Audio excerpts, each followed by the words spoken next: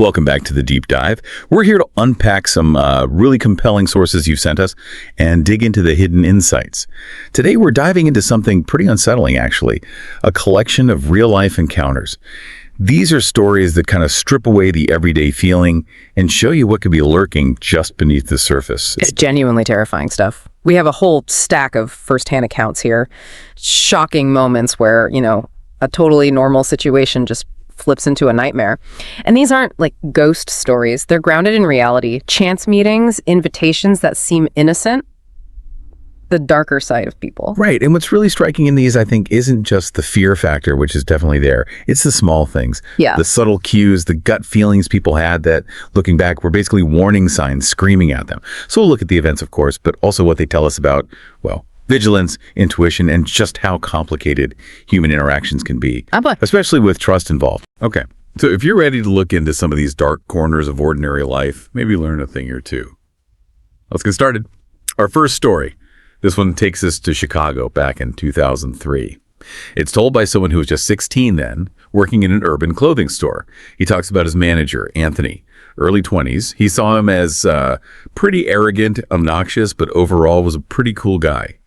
The narrator even admits he teased Anthony sometimes, called himself a ladies' man back then, and would joke about Anthony being, I guess, awkward with women. So after a couple of months, the narrator starts giving Anthony rides home pretty regularly.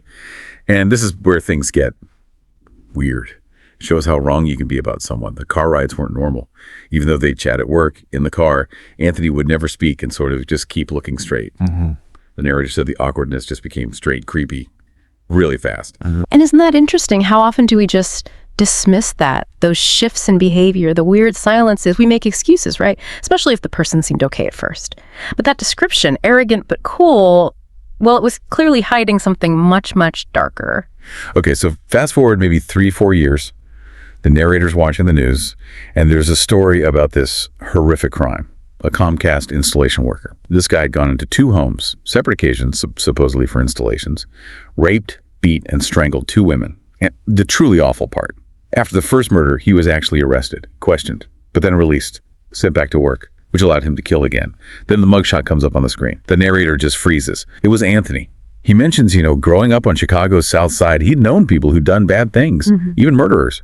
But this took the cake, he said. It's chilling. The most dangerous people often look completely ordinary. Someone you work with, someone you know. It's just a stark reminder that, danger can be right there, hiding in plain sight, behind that normal face. And it also just throws a spotlight on the systemic failures, doesn't it?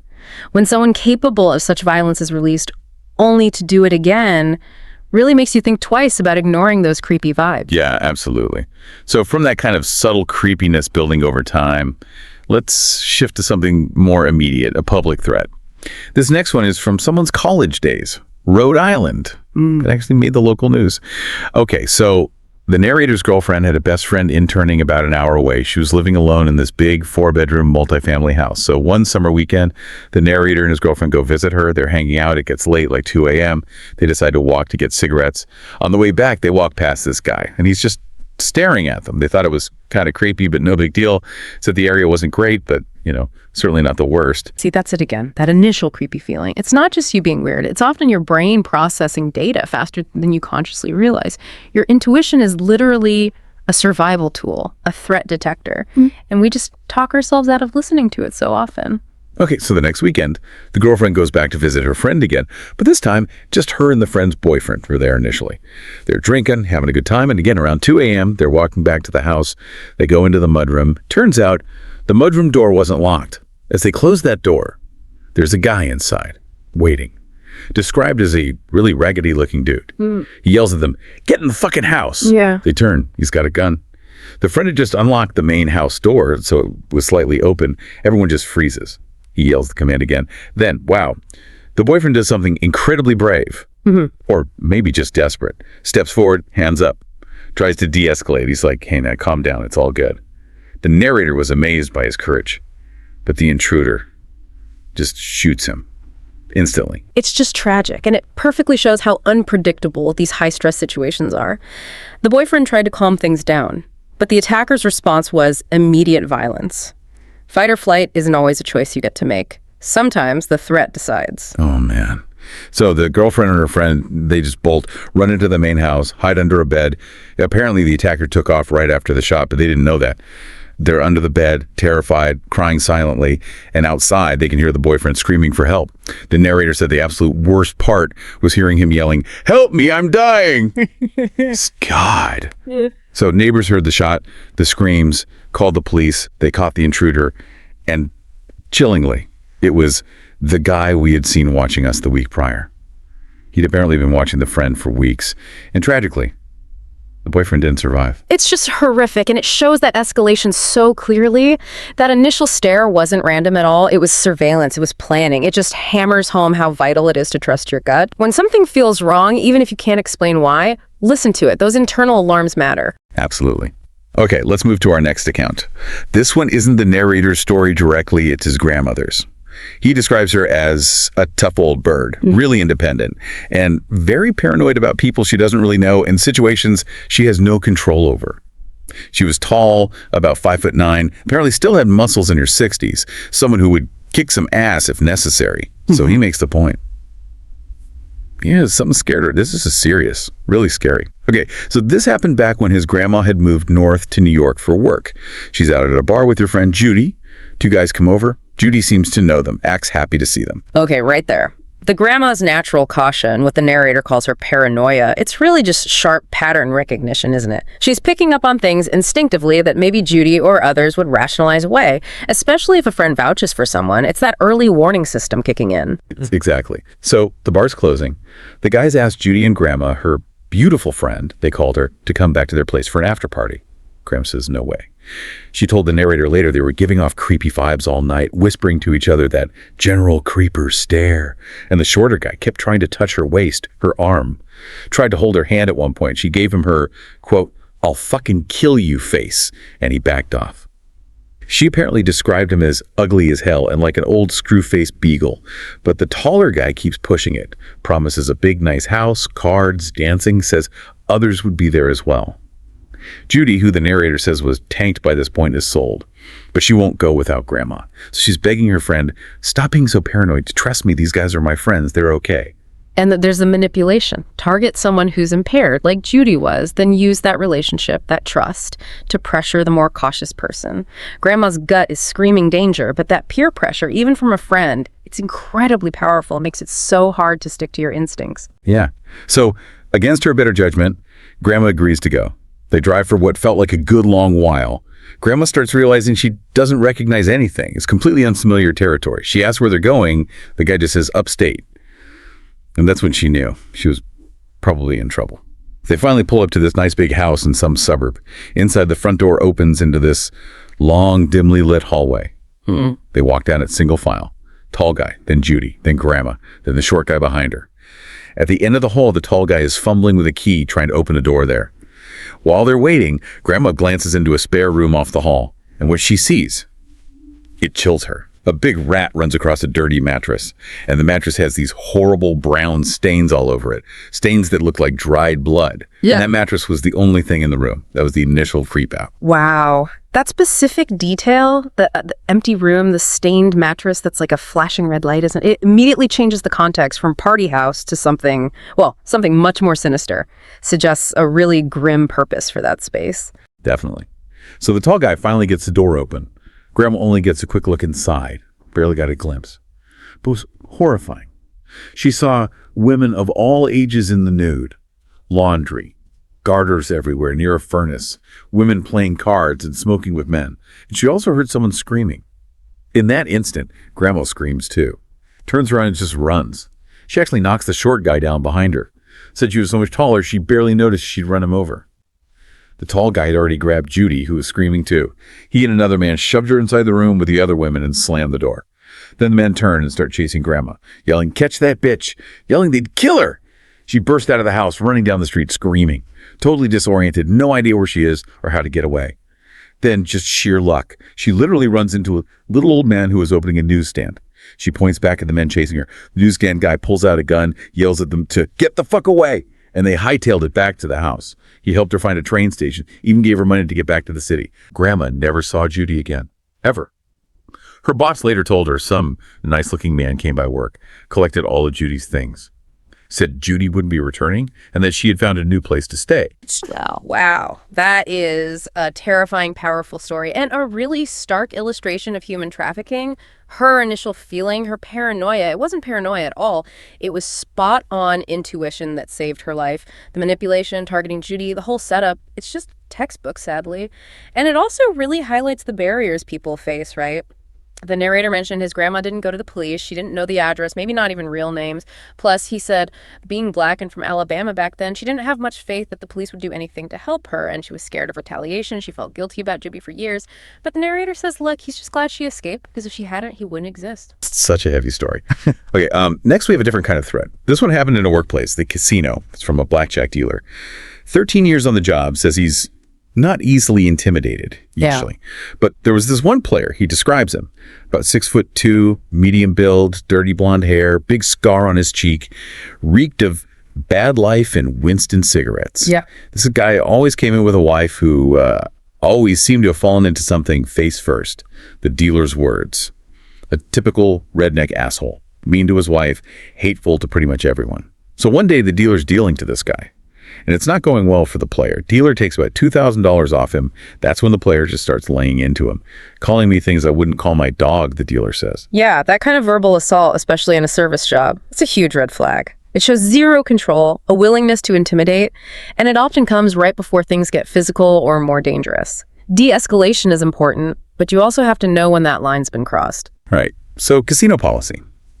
Dealers can get the pit boss to remove abusive players. The pit boss on duty was a woman.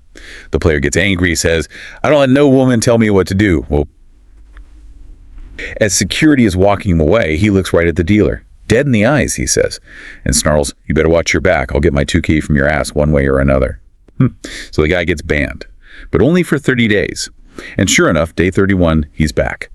Sits right down at the dealer's next table. The dealer asks his boss, hey, can I maybe not deal to this guy, given what happened? Boss basically says, don't worry, I'll keep an eye out. You'll be fine. And that's such a critical moment, isn't it? Underestimating a direct threat like that. He didn't just vaguely threaten him. He made a specific threat about getting his money back from your ass. That should never be brushed off. Management really dropped the ball there. Seems like it. So the guy just sits there, staring the dealer down. About 20 minutes into the dealer's 30-minute rotation at the table, the dealer's winning again. And the player leans in and says, chillingly, boy, am I glad you're paying me, because I've got a knife in my boot and I was planning on stabbing your ass. Yeah, okay, so as soon as his 30 minutes are up, the dealer goes straight to his loss, tells him exactly what the guy said. Security gets involved, they take the man to the back office, and yep, he had an 8-inch Bowie knife in his boot. This time he got a lifetime ban. The narrator says, yeah, it's a shorter story, but it's definitely scary and still gives me bad thoughts when I think about it. Absolutely. It just really drives home the risks that people in service industries face every day and the absolute need to take threats seriously, even if management seems dismissive at first. It also shows how persistent some dangerous individuals can be. You need that vigilance, even in places you might not expect, like a casino floor. Yeah, definitely food for thought. Okay, our last account for today. This one involves a child, which always adds another layer of horror, frankly. Yeah. It's a reminder of how easily vulnerability can be preyed upon, the narrator explains. After his parents' divorce, he was always forgetting stuff at his mom's and taking it over to his dad's, like almost every night. His dad lived in half of a double house, sharing a wall with neighbors. So one night he's carrying his Xbox and some games over to his dad's place. Walks past the neighbor's side. The woman who lived there, he assumed it was the wife, stops him. Asks him to come closer. He figures, well, my dad kind of shares the house with them, must trust them. So he does. Oh, that's just classic grooming right there. It's not some overt scary thing initially. It's building that false sense of connection, using something the child likes the games to lower their guard, to isolate them. It plays on that trust kids are taught to have in adults, especially adults in their immediate environment. Right. So she sees the Xbox and games. And she just straight up said, hey, we have a bunch of fun games and little boys your age to play with here. Do you want to come in? The narrator says he just slowly started backing away, didn't turn his head toward her, just backed up. And as he's doing that, he feels this cold, large hand on my right shoulder. Says his blood ran cold. He didn't dare turn around. Then he hears a voice from behind him say, she isn't this nice all the time. I suggest you take her up on the offer. His fight or flight kick in. He chose flight. Thankfully, he says, the man's grip wasn't all that good. He managed to break free and just ran straight into his dad's house. He didn't tell his dad what happened, but he immediately called the police so that he couldn't live knowing that they could have had multiple kids in there. That is incredible presence of mind for a child in that situation. Sure. Truly remarkable. It just highlights how important it is to teach kids, yes, trust your instincts, but also know how to get help. Even if you're scared or confused and don't tell a parent right away, knowing to call the police, that was heroic. Absolutely heroic. Yeah, it really was. So just a few minutes later, a police car pulls up. 5 minutes after that, the officers walk out of the neighbor's house with the man and the woman. Turns out they'd been luring kids into their house, using promises of games and toys. The police found 2 other kids inside, both boys. Just think about that. How many more children might have ended up in there if this one kid hadn't been brave enough, quick thinking enough to make that call? It just underscores how pervasive this stuff is, how hidden it can be, and how crucial vigilance and reporting are for protecting kids. The narrator said he still thinks about what might have happened if the man's grip had been stronger. He's just so grateful he called the police. Wow, these stories. Yeah. They're deeply unsettling, aren't they? But they really do offer some powerful insights. From that quiet coworker vibe being wrong to a neighbor's chilling invitation, it's a stark reminder. Sometimes the biggest threats aren't monsters from movies. They're just ordinary people harboring darkness. Absolutely. And if you look for the common thread, the big takeaway from all of these, it has to be trust your gut instinct. That little feeling of unease, that moment, something just feels off. It's not always you being irrational. It could be your subconscious screaming at you, picking up on danger signs your logical brain hasn't caught yet. It really is a rapid threat assessment system we all have. So what does this mean for you listening right now?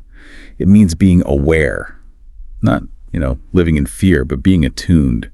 Paying attention to your surroundings, those subtle cues people give off, and maybe understanding that sometimes the most important lessons come from the experiences we'd rather forget. Yeah, and maybe it raises a question for you to think about.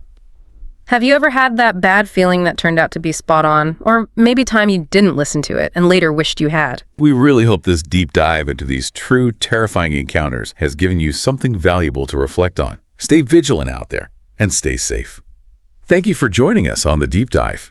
And hey, if you find these kinds of true crime and chilling stories compelling, definitely check out the Horror Docx channel for more content like this. Please like, share, and subscribe to their channel to support what they do.